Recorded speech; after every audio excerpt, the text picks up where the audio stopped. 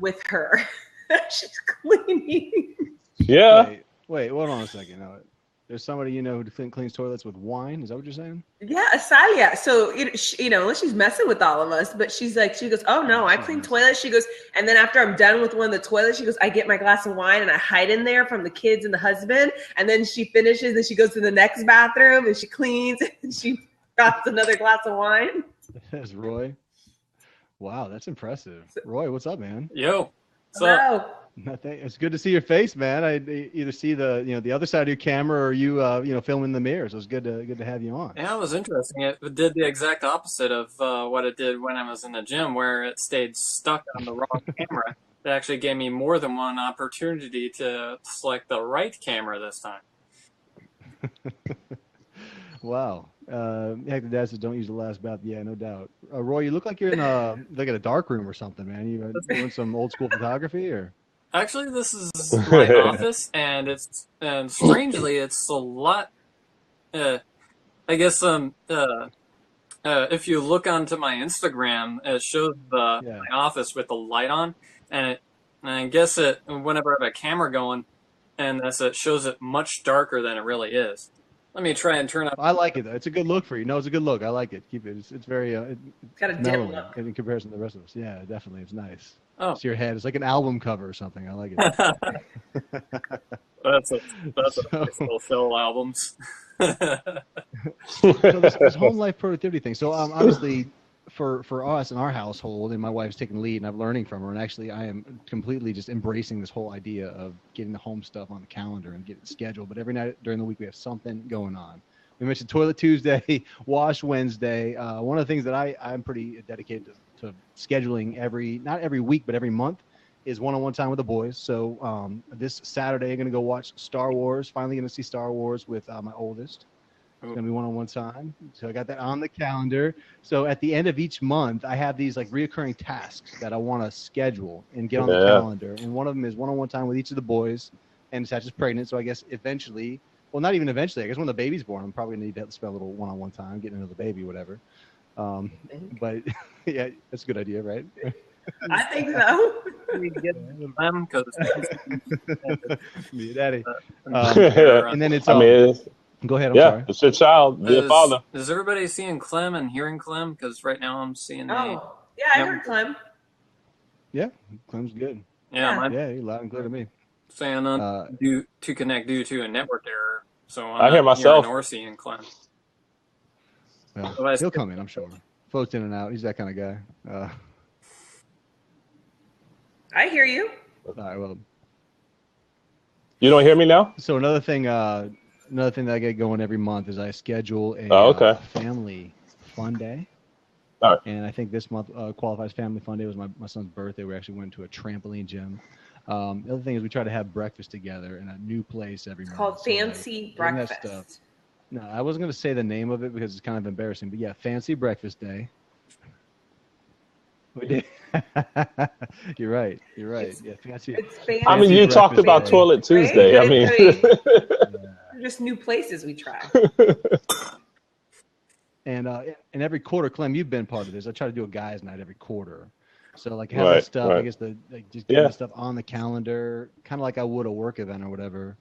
Mm-hmm. And yeah, the personal time getting on the calendar has just kind of helped me get just a little bit more of a grip on things, because it's hard. It's easy to let that kind of stuff go. If you want to get the guys together a quarter and you don't have a meeting notice come up, then you're going to try to remember to do it, and it's kind of a pain in the butt. But if it's coming and you give people notice and stuff like that, it's kind of been one of the ways that I've dealt with getting the personal stuff incorporated. I don't know. What do you guys think?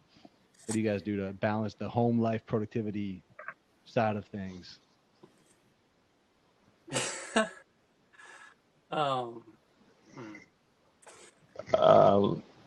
For me, like being productive for me is just trying to make sure to get that list done, get those things that, just the regular cleaning up or the regular errands done, and trying to maximize that time from. Like if anything, I make sure that there's something from dropping the kids off, in the morning to picking them up in the afternoon. I'm talking, man.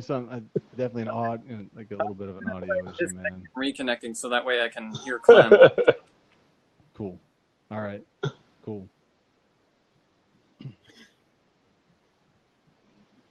All right. But I was saying, after dropping the kids off in the morning, first thing in the morning, I drop my daughter off at 9, my son by 9:30.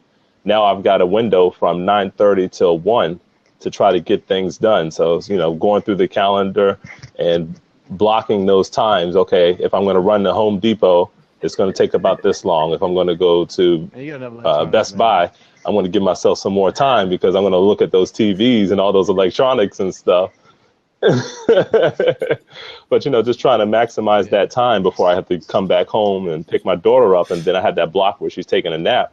Well, that's when I can get a lot of things done at home. Right, Clem? It's just trying to squeeze it all in, but still maximize that time. Perspective, you know exactly what you're doing. It's the home life that gets a little bit, yeah.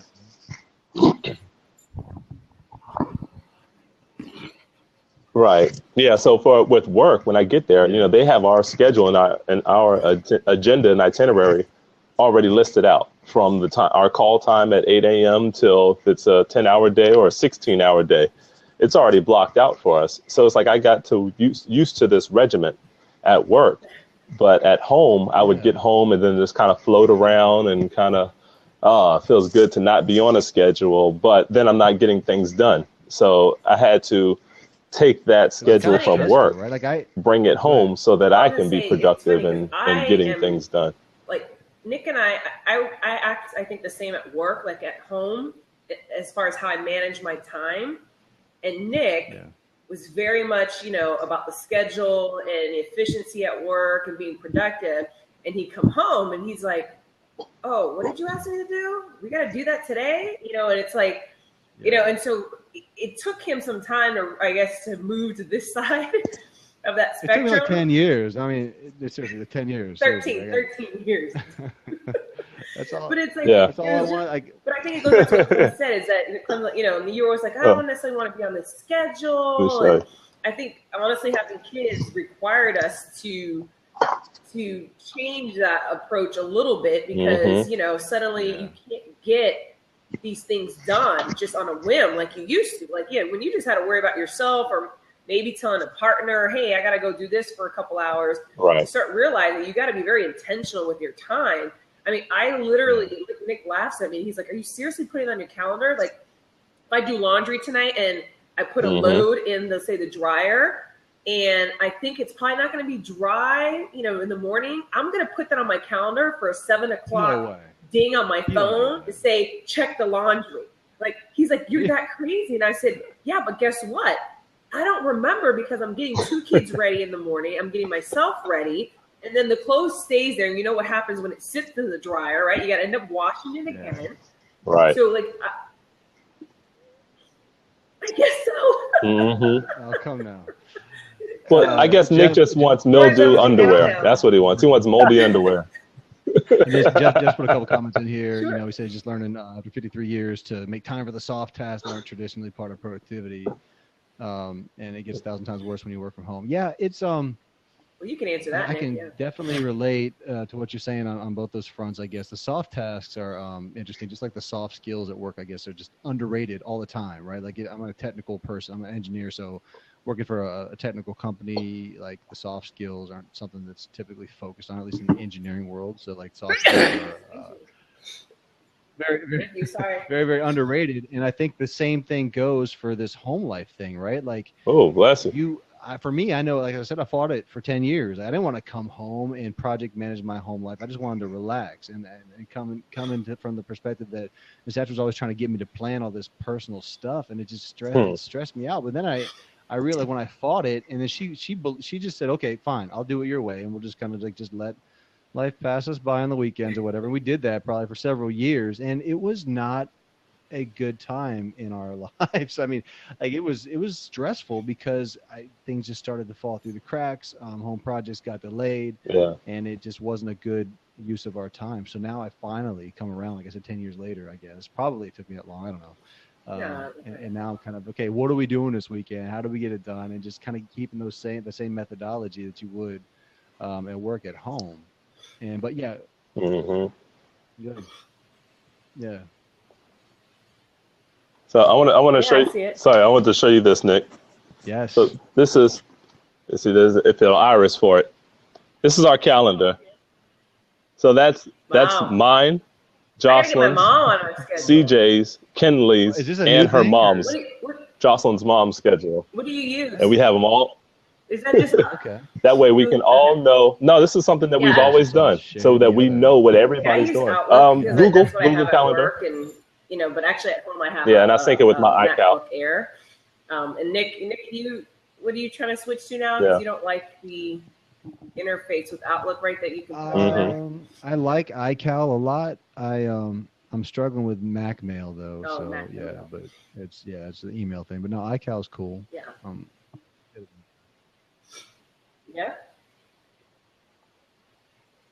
Yeah, because CJ's got a baseball game, or Kenley's got a birthday party to go to. Jocelyn's got a competition.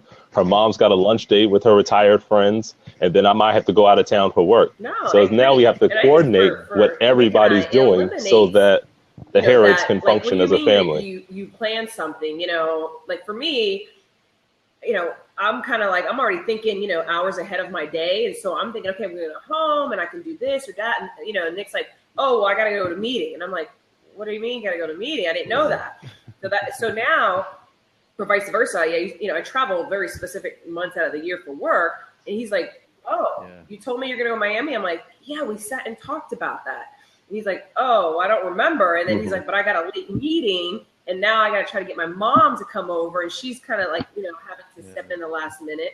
So we finally decided, about a year ago, to start just using Outlook. Like, okay, hey, this is my meeting. This is where I'm traveling.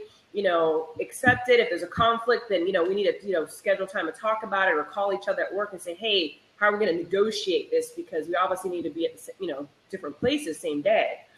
And it just eliminated the kind of, sudden argument of like, well, I told you 3 days ago that I was going to do this. And so, yeah. Because then you said negotiation. That's a really good way to put it, because that's exactly what it is. And I noticed with you, Nisaj, and to go back to what Jeff was saying about just not having boundaries with home and work life when you're working from home, because I'm in that world right now.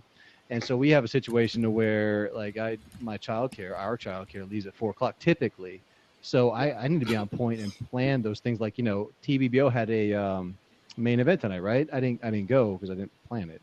But if I given my wife advance notice and had it on the calendar that I was going, then we would arrange the childcare and all that kind of stuff. So the boundaries can be there, I guess. And to Jeff, to comment on what you're saying, if it's prearranged, because you just can't fly by the seat of your pants anymore. I know it was really easy if I was working and like I had to work late or something, and I could go and run some sort of errand or even pick up a happy hour or something like that.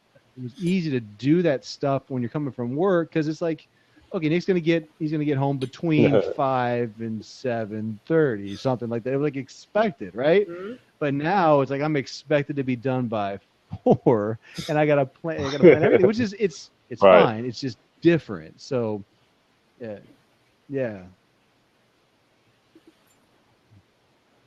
Yeah, it's a different mindset. It's realizing that it's okay. Yeah.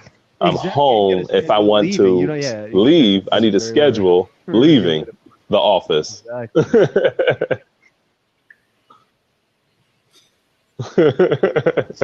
But also, I know one thing that my wife and I we dealt with and still kind of working with is we put things on the calendar, but we need to tell the other person we put it on the calendar.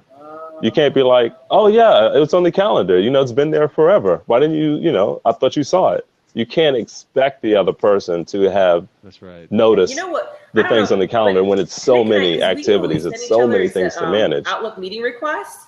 So I can either accept or decline it. And there's times where I've declined it. I call him. I'm like, hey, that's not going to work because you didn't look at the calendar, or vice versa. Like I think you had something on this last weekend.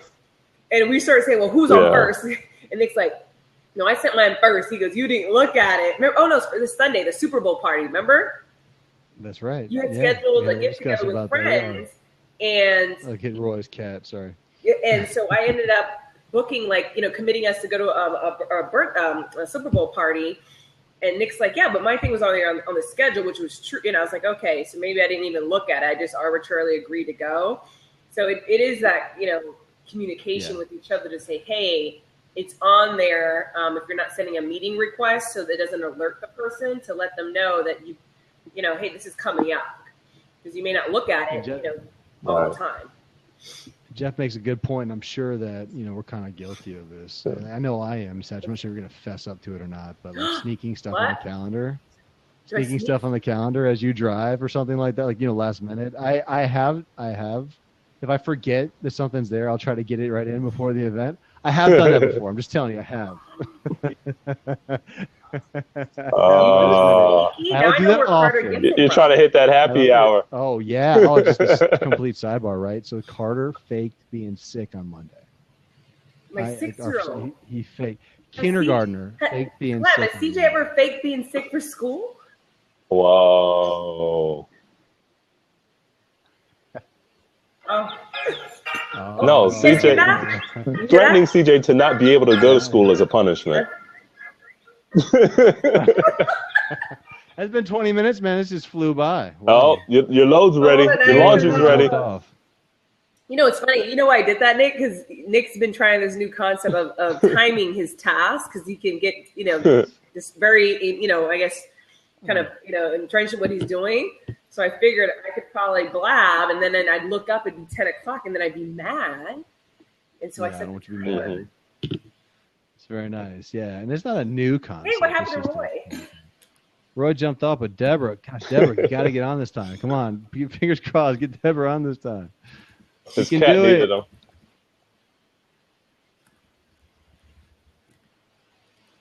So, yeah.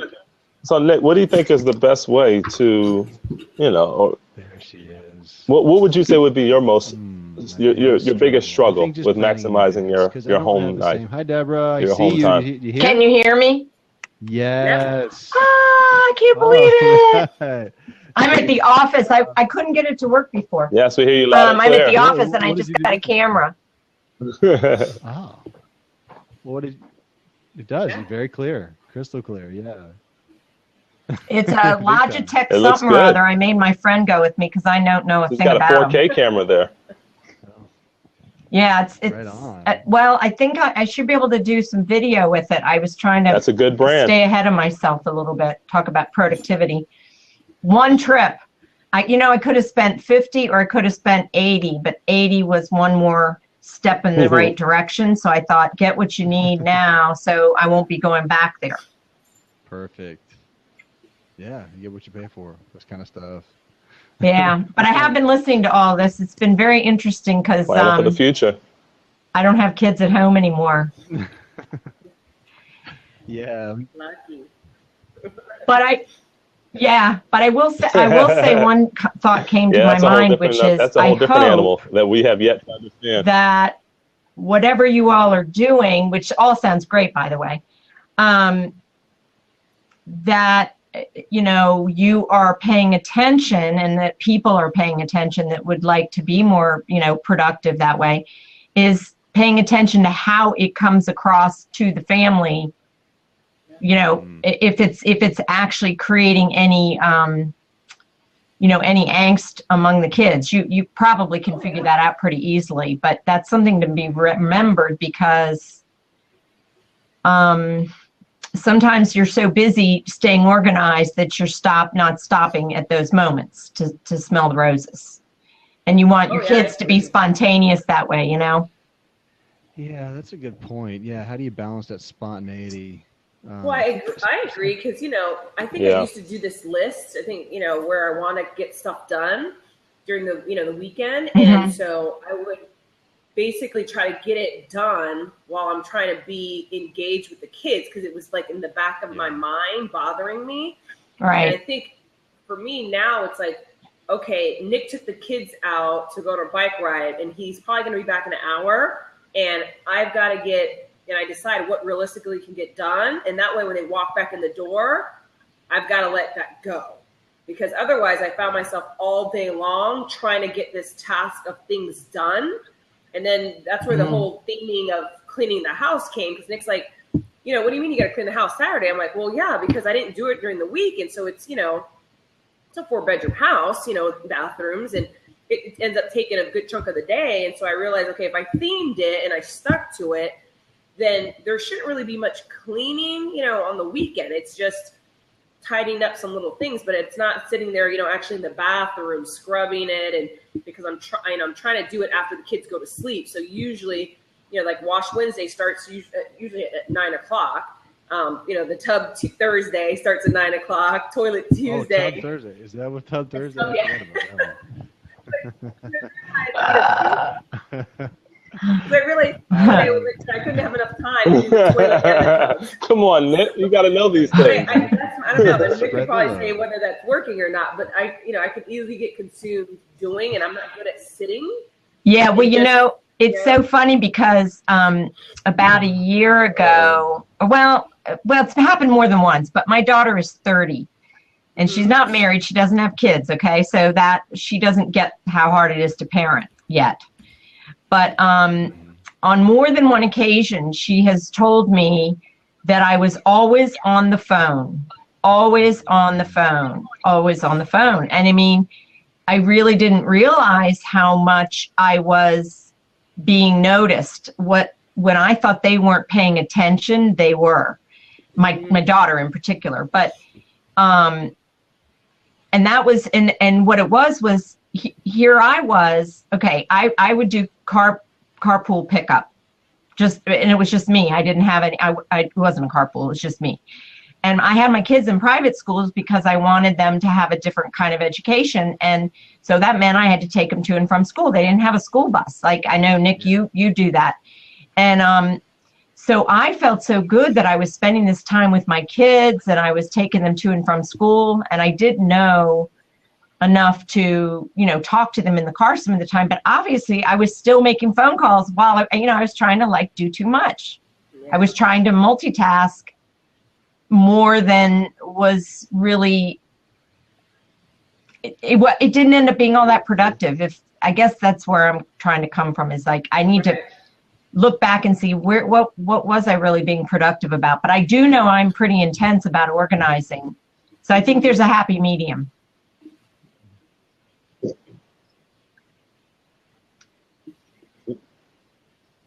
Deborah, as you were saying that, it made me think of something. I love music. I just love to listen to music and enjoy it, and it's therapy for me. And I want to instill that value in my kids. So when we drive to school, I'll always have music in my car, but we'll drive and I'll have music playing because I want them to hear certain things. I want them to start being able to hear certain instruments and start training their ear to hear the lyrics. And so I'm starting them off now, but my wife helped me to realize that I'm always playing music and I'm not talking to them. So it's you know what? I need to cut back on the music sometimes, and that's important. Yeah, and another thing that comes to me as another even deeper thing underneath all of this, and it goes to the fact that actually right now, I think I've mentioned when I was on before, my parents are aging, so I am actually taking care of children on the other end, if you know what I mean. And I'm having a lot of problems right now trying to get it to where I feel like I can manage the rest of my life, which would be my work life and that home life thing. So I am in fact not done with children in a way, I'm going back to it. But what happened is that I realized that I was really upset when trying to negotiate some stuff with my dad yesterday. And I realized that what was really happening was it was me. I was being insecure about doing the right thing. I was beating myself up. So sometimes I think what's happening is you're not aware, a person is not aware that there is something about themselves that the expectations are so high. And it's something about the way we maybe grew up, or a person whose voice is in our head that was in our life who is saying, you're not good enough. You're not doing this good enough. You're never going to be good enough. So then you're always upping your game every time you get in that space. So first of all, deep breathing does really help, and then, because when you're talking about that, you're going, wow, let's see, I should be talking to the kids and I should be playing music and I should be doing this. So the wouldas and the shouldas have to sort of be put somewhere else out of the way. Actually, get them out of your head altogether, really, because then it doesn't flow at that point, if you know what I mean. At least it doesn't seem like it does enough. And I'm very guilty of this. Yeah, it doesn't seem natural. Yeah, that. And I think the thing is having for me, it doesn't seem natural. Learning is to realize that as much as I put things on the calendar, I need to put the kids first. So, if, I had intended to do something between, 6 and 7, right? And I assumed the kids would be occupied or, they'd be doing homework. So it should allow me time, to work on something else. And they suddenly need me. I can get very tied in my calendar and be like, well, this is kind of what I carved out. Or, kind of how I want my day to flow, to be able to step back and say, no, the kids need me, or you know what, it's okay to deviate the plan. It's not the end of the world, if we don't get, a certain, DIY project done by the timeline. It's just, and I have a hard time with that. So I have to learn to kind of just go with it sometimes, because sometimes the kids are giving you those cues, or your spouse, or, yourself. You sometimes you have to give yourself some grace to say, you know what, just sit on the couch and veg out, because your body is telling you, or, you get this voice, but then, kind of that guilt comes in and says, well, you should be being more productive and doing other things. And so it's a delicate balance that you have to strike. Right. That's true. Yeah. Sometimes we struggle to be so productive that we end up being counterproductive. Our kids tell us by getting hyper. They don't know how to communicate that they want our attention. Every now and then they do, but they start losing it. And like Nasach and I, we have these things we want to get done, but I think at times we're good and at times we're kind of lazy about it. But I mean, we try. I think we try, don't we? To at least if one person's working around the other house, the other's kind of trying to keep an eye on the kids and at least give them some attention. But we're not. I think we probably could use some improvement on being disciplined about that. It just occurred to me, what I think would be a cool thing, Nick, would be to do an accountability thing where the goal for each week would be to take something off your list altogether. Yeah. In other words, is everything that important? Do these things, certain things, do they need to get done at all? And what might they be? I mean, and it's, what it's like, it makes me think of, this would be really kind of cool, a cool experiment. It's like doing a budget. It's like saying, we only have limited money. Well, look at yourself, look at ourselves and our time. We have limited time, and it is just the same as money. So let's get a budget together and let's cut out the stuff that we don't need. It's like saying no. That's some of the stuff that I kind of preach with the productivity thing. It's like it's the most difficult thing to do. It's almost, and I've gone so far as call it lazy by not saying no to certain things, because you want to try to do it all. And Tim, we said it several times in the podcast. Tim Ferriss says it best: is busyness is a form of laziness. And I take that, I translate it that if I'm not being deliberate enough with my day, like you're saying, in my time, I think of it in work terms, but to translate it to personal, that's really interesting. What are we trying to get done that's not contributing to the purpose, the overall goal of what we're trying to accomplish? So you can think of that from work, but then with the family. Like, what are those family goals? You recently, and this was me talking to Nick about, he has some business evening activities. He has a Tuesday standing church activity. He had every week. He had every Saturday church activity that he was, volunteering. And I started talking to him about, how our schedules might need to change with this third child's coming. I said, especially a newborn, and we have a 6 and a 4-year-old, 2 active boys, that he might consider having to make some adjustments, because I don't have too many evening things other than when I'm taking the kids to taekwondo or baseball. Most of my work kind of ends at 5. Because it was, for me, it was just, church is important, but it was a weekly thing. And I said, maybe it's every other week, one of those church commitments. I said, because, it's a 2-hour away from the family on Saturday, every Saturday. And so, so I just told him to start thinking about that as, here, as April comes up when I'm due, and then he decided, that he was like, yeah, I think I really had to think back and say, am I adding value? Am I needed? Am I really contributing to what they need?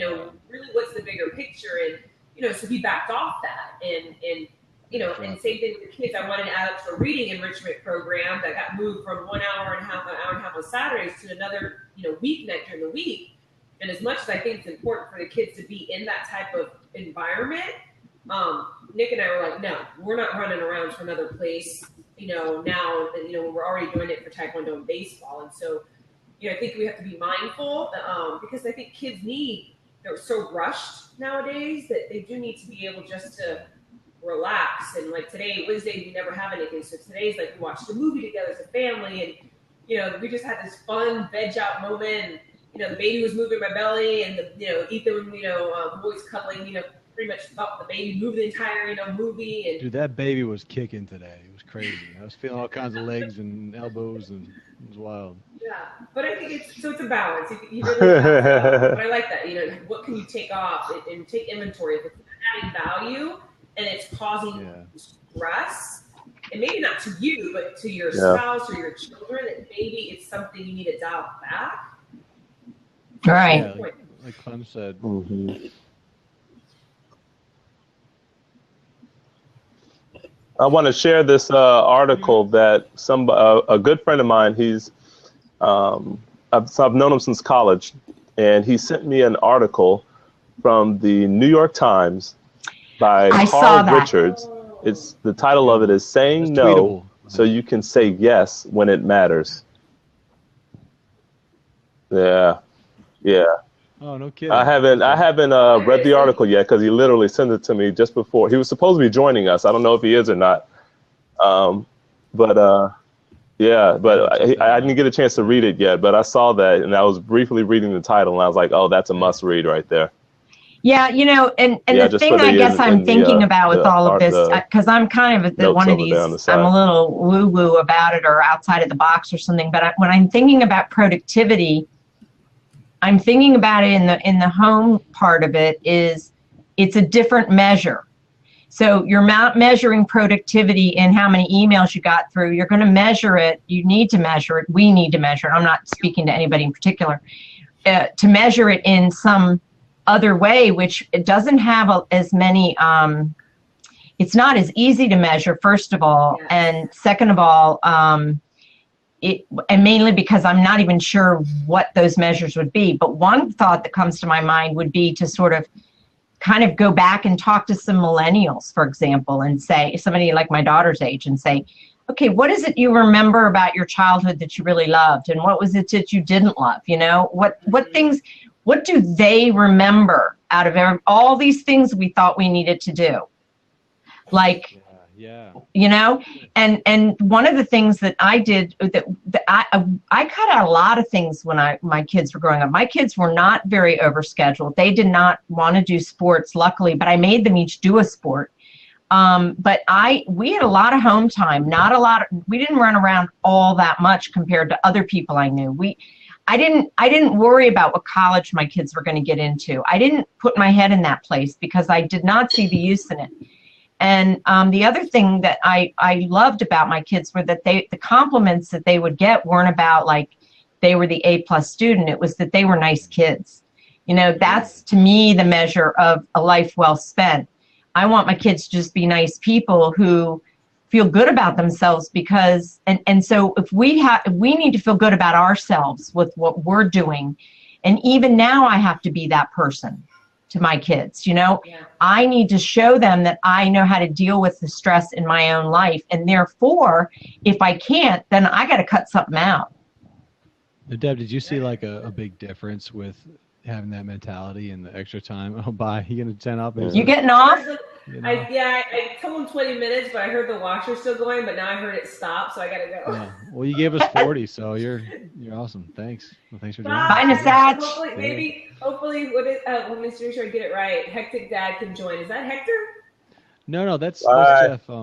Jeff is, okay. Sorry. Maybe he can take my seat then. All right, bye. We'll see. Bye. Or any of the 17 people watching. Come on in. Love to have you. But yeah, so you were about to ask me something.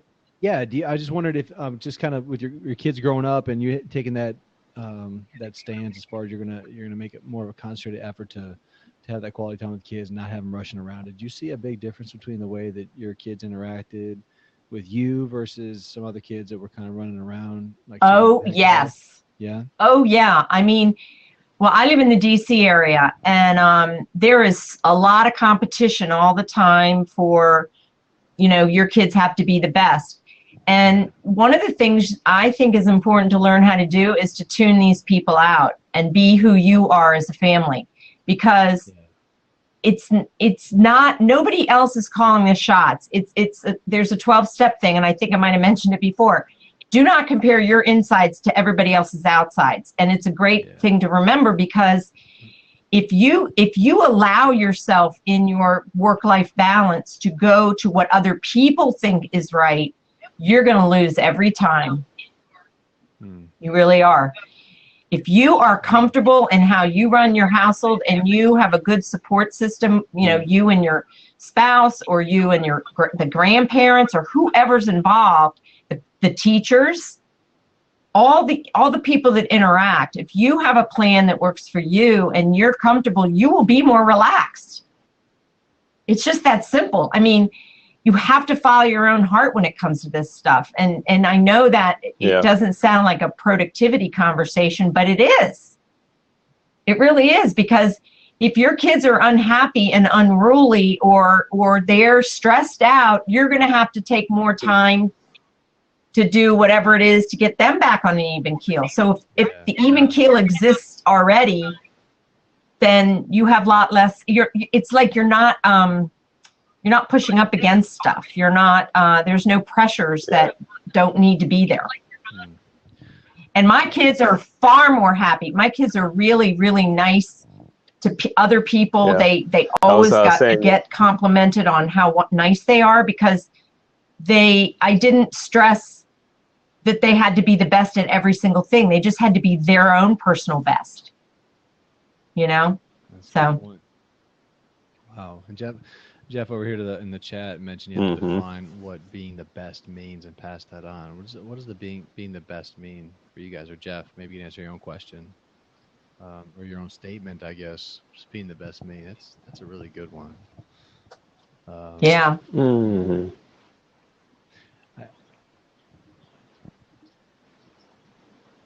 Yeah.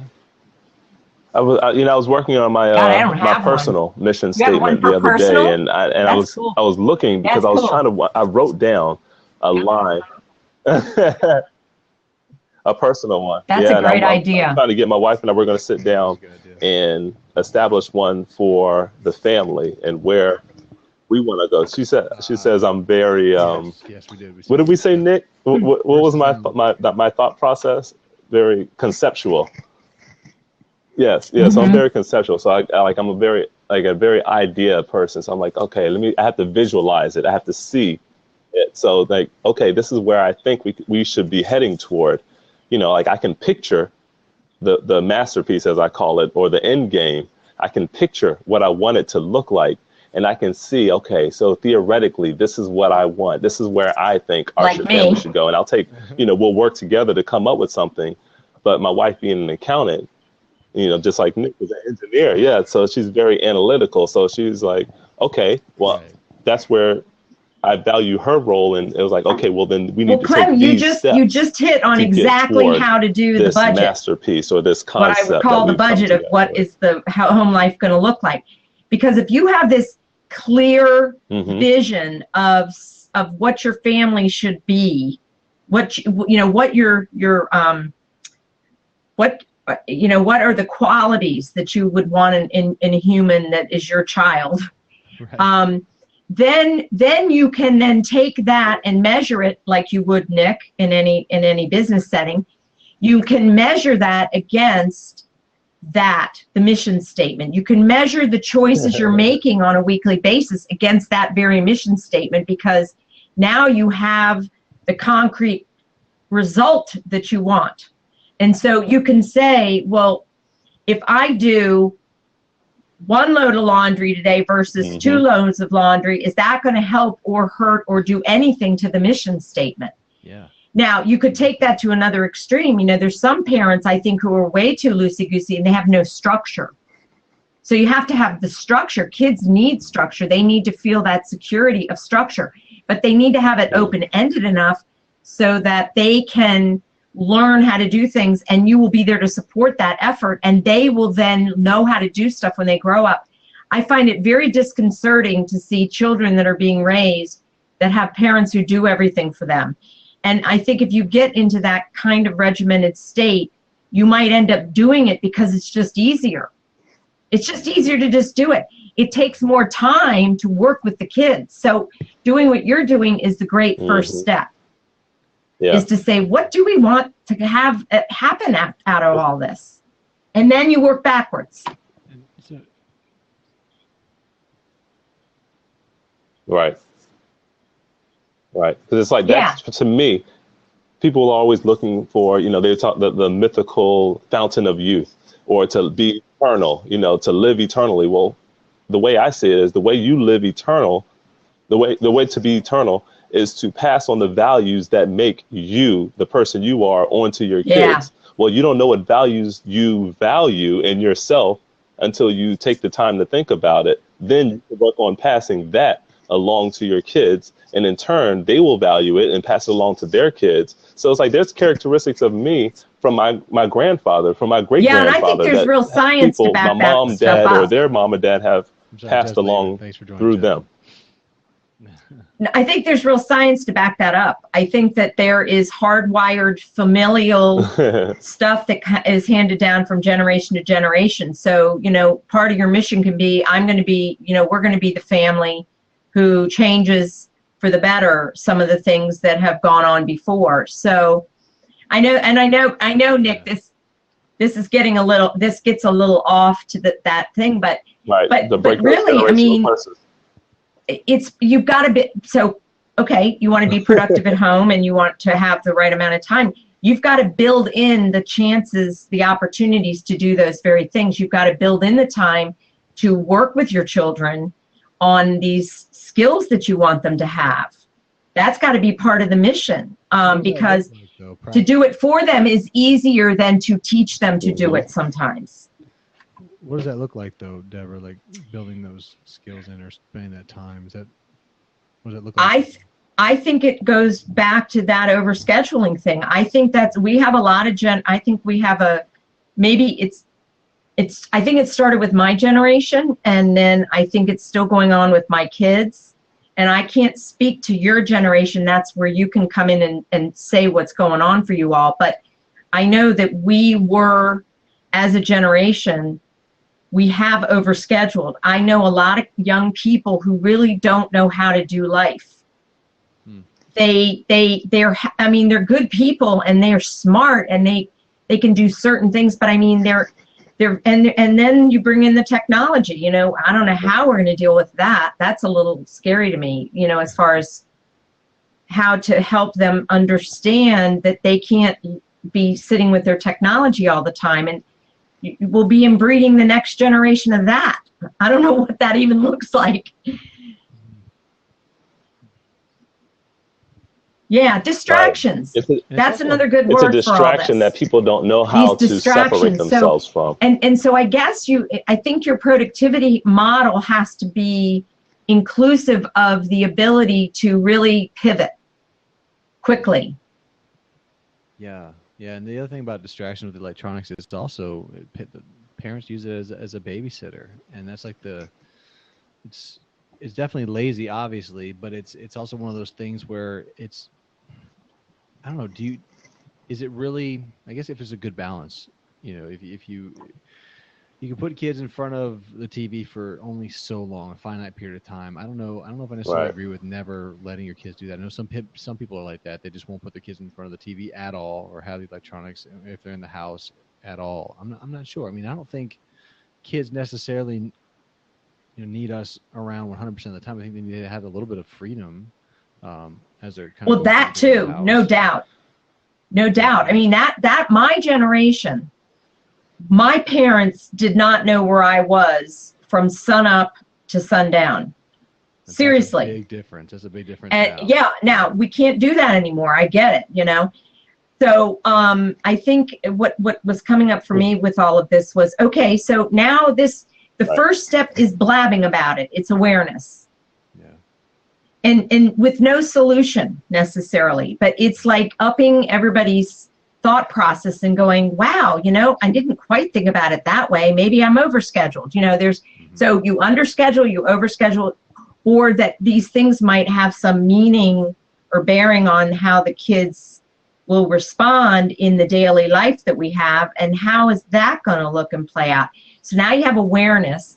Then you move into this intention of saying, okay, well, I'm going to make sure to pay attention to that. And so unfortunately, it does require us to be paying a lot of attention to what's going on around us, which means, to my way of thinking, then we have to decide to be less scheduled in other ways, to be able to be flexible to do that. Let me ask you, Deb, do you think that the fact that we're overscheduled like we are versus back when maybe you were growing up, is it related to the fact that we could let our kids go out from sun up to sundown somehow, some way, or is it just the fact that people are just crazier and more violent and stuff like that? I don't think it's more violence. I really don't. I think there were pedophiles and perverts and all kinds of things long before any of us were born. Sure. I think, though, I do think it's a different world. Don't get me wrong. I mean, I don't think you can just let your kids do that. We just, we were just lucky we lived through it, I suppose, in some ways. But it did create us. We did become more, self-reliant in some ways. So, no, I think the more important point is to say we need to build that into our day. Yeah. We need to let that be, that the kids have a safe space, that they can be free within the safe space. So it can be a physical thing, so first you get the mission statement of how you want that all to look. And then you've got to have the physical space, the time space, the hours, whatever, however you like to build it. And again, I as I'm thinking about it, I think it's really fun to think about all of this. And I think it can all really be cool. And then we just have to be mindful that, that doesn't mean we should take ourselves so seriously all the time as we do this, that then we lose the perspective of the whole reason we have kids in the first place. Yeah. To stop and have fun when they're, and be, you know what it is? Taking our cues from them. Right. Because they know how to be spontaneous. And being respectful to the kids, actually listening to them is important too. Clem, I was curious about the mission statement. Yeah. Do you have a personal mission statement and a family mission statement? And if you do, are they one and the same, or are they different, and how are they different? Okay. There are two separate ones. I have my own personal mission statement, and Jocelyn and I are going to work on one for the family. And I have one for my business too, which is only one sentence, but it's like, for me, that's all I needed for the business. But the one that I have individually, it's pretty long, and it's I used a tool that one of my frat brothers sent along to me, and it helped me to achieve that. But I think my personal mission statement will be a part of the family mission statement, because it's not just my view, it's the view that Jocelyn has for the family as well. Now, I do believe that there will be many similarities in it, because we chose each other for a reason, and that's because we have the same end goal in mind. So there will be a lot of parts of our mission statement that will overlap. This makes me think how they're two it's separate. like doing your own marriage counseling in the process. I mean, this is an opportunity to talk about what really matters to you as a couple, and that can bring you closer. This is very, very missing out there in the world. We're so busy doing the tasks that we forget. My goal. That is definitely part my of goal. it is to do that work.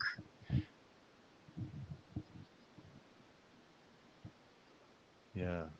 Because I've been married for 11 years, and shoot, we're completely different people from when we first met in college. And you love each other more now than you did then, got right? married 5 years later where we and are I think now you do too, with 2 Nick. kids. Yeah, absolutely. Absolutely. Yeah. I do think the family meeting thing, if I had something that I wished I could have pulled off, I really, especially when the kids got to be teenagers, so this is something you can set up now.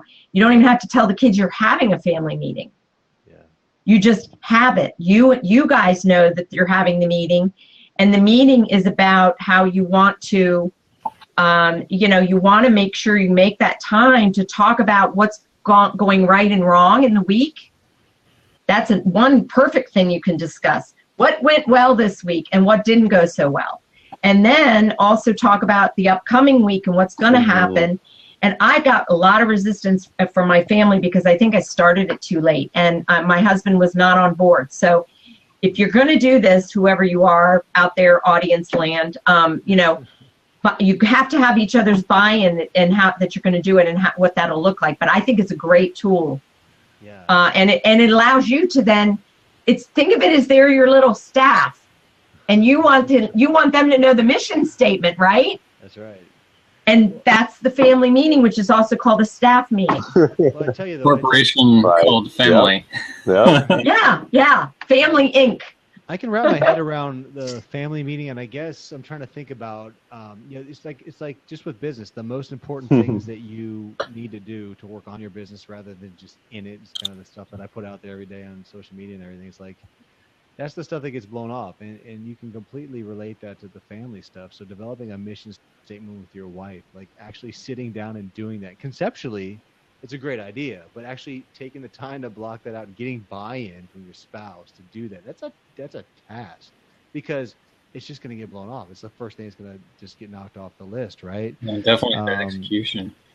Yeah, I think I can think of a couple practical ways to do it. I guess one thing that I didn't mention when Miss Satch was on is that we try to, and since she's been pregnant, she's been tired or whatever, but we do try to get a date night in. And I think that if you kind of I'm just thinking about this, kind of thinking through this as I'm talking, but if you had some sort of agenda for your date night versus just quality time together, man, like that, not like it's formal or whatever, just a couple topics that you want to make sure you hit on and keep them in the forefront of your minds. It's in the menu. Expectations of the day. You open up the menu and there it is. So you're not going to print out. That's right. Itinerary. This is when we will be spontaneous. That's right. Planning your spontaneity, but no, these are the expectations of the date night. Now that could be taken all kinds of different ways, but yeah, right, exactly. But this is what we want to accomplish here. I know my end game. Yeah, right. I know what I want out of this evening. What do you want? We're home from dinner. But that goes into another. Okay, I'll just say it, and that's just not anymore. She'll kill me. But like, I think that like planning that activity, like planning sex is a good thing too. Like it really, it's important. Like it's because it's easy to lose sight of it. It's like exercise. Yeah. You don't want to do it maybe, but you know how much fun it is once you get going. Isn't that true? Yeah. Some of the time. I mean, if you're tired and all of that. Right. Yeah. It's very true. Very true. Man, you are smooth. That's all I have to say. I'm just trying to help you get a good night's sleep. That's it. Well, he introduces every single show on my podcast, so I mean, I had to. Oh, are you the one? He's the one. Yeah. So how do you make it snap? Or what's the? By the way, I think I'm going to come to Podcasters Paradise. Or to the Podcasters Convention. So, Nick. To Podfest. Wow. I think Podfest. Yeah. I think I'm going to come. I think I'm going to be there. Roy, you're going to be there, right? Yeah, I might not be able to be there the whole time. Yeah, that's awesome, Deb. I look forward to meeting you face to face. I know. Well, that's my aunt lives down there. I'm going to go visit her for a couple of days, and I got a fare for cheap. It's cheap to fly to Tampa. Oh, Podfest is the 23rd through, no, is it 25th 24th. So when and where is 24th. I'm sorry. It's like something like that. Is it Thursday, Friday, Saturday? Is that what it is? Okay. Yeah. Yes, I'm excited about it. Here in Tampa. Yeah, we're actually really lucky. So Tampa's like one of the major hubs for podcasting now. Here in Tampa. Roy and I's associate, colleague, whatever, Chris Kermitzos. He started the Florida Podcasters Association. He's the head of Tampa Bay Business Owners, and he's like an idea factory, I think is what his wife calls him. But yeah, this is the one thing he really wanted to make Tampa a big hub because it's such a growing, market and stuff that podcasting is where it's at. So so Podfest will be here this year. All right, I'll send you. It's podfest.us. So check that out. I actually put that on my calendar right now. This week's. No, not this week's. Next week, I did a little promo. Okay. Or did a little ad in my podcast for Podfest. So check you did? Oh, cool. I did, yeah. And I can't wait. I'll just do it. Like, we're gonna close out here, and I appreciate everybody coming on. I thought it was a great discussion. The next episode, you guys gotta check it out. I open it up with this. It's like a skit. So yeah, it's gonna be dropping. Who's in it? Friday morning. Are you in it? I'm in it, and my wife is in it, but she doesn't. I'll just say this: she doesn't play herself. Okay. All right. Yeah. It's So now we're gonna have to watch. Yeah, you gotta listen. Yeah, and you'll hear it right away as soon as you crank it up. Even before you hear Clem's voice, you'll hear this. I'm excited about it. But anyway, so that's for everybody watching. Thank you so much. I'm Nick Snap. I'm the host of the Make a Snappy Productivity Show. You can follow me at The Snappy Show. My site is makeasnappyshow.com. Does anybody else want to close out with a little outro, or Deborah? I don't think I got to tell everybody about where they can find you on the web. No, we'll talk next time. We got plenty of time for that. I'm working on it. Perfect. Okay, perfect. Anybody else want to say anything before we close out? It was great. Yeah. Same here. I can't wait to come down to Tampa, and we'll all get together and do something. You, Dev. That's gonna be great. Yeah. So I guess we'll do a little Greg Facts and 1, 2, 3 bye thing, right? So, all right, that sounds good. 1, nice, 2, 3. nice. Bye. Bye, everybody. Thanks so much, guys. Bye.